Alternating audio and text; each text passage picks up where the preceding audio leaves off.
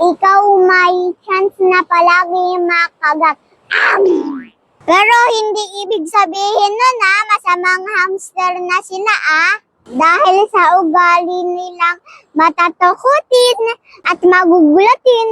Ito lang naman ginagawa nilang defense sa mga prey animal. Ako si Maria at pangarap ko maging isang sikat na vlogger.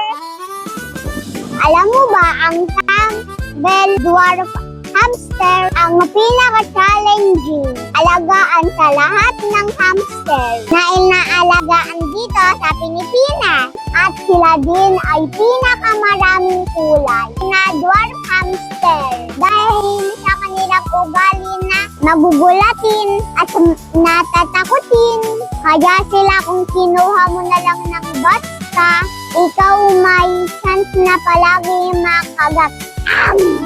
Pero hindi ibig sabihin nun masamang hamster na sila dahil sa ugali nilang matatakutin at magugulatin.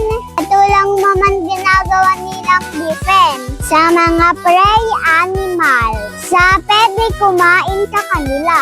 Kaya tuwing kinukuha natin sila, naasa isip nila ang takot at baka sila patayin at kainin. Kaya bago mo silang hawakan, tiyak ikaw nakagat na. Alam ko naman yung sasabihin nyo na nangangagat pala sila, hindi sila maganda alagaan. No, no, no. Kasi isa sila sa malambing na hamster.